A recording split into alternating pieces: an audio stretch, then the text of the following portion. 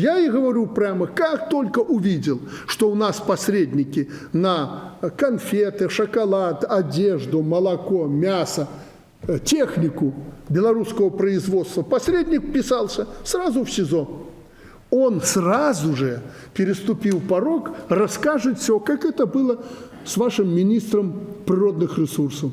Он еще в СИЗО не зашел, что все расскажу, как было. Где взял? Ну, его же взяли с полично. Я же вас предупреждал, что мы же там не хватаем на улице кого угодно.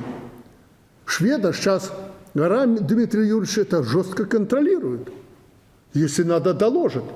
Ну, ребята, если вы берете взятку, то черти или Кубраков вас сразу туда и поведут. Его же на взятки взяли? Да. На взятки. Притом он же не отрицает. Я же говорю, не успел переступить порог. Все, ребята, я брал, я расскажу и прочее. Вот это все здесь сидит в основном. Это я рассказываю вот для наших товарищей, которые здесь с производства приехали, с Витебска и так далее. Никто никого просто так не берет. Виноват, иди и отвечай. В который раз, повторяю, невозможно все это скрыть. Ну, невозможно, поверьте вы. Если кто-то сидит и думает, знаете, вот я там где-то накосячил, а меня еще не заметили, давно заметили, придет время. Не лезьте в чужое, не трогайте.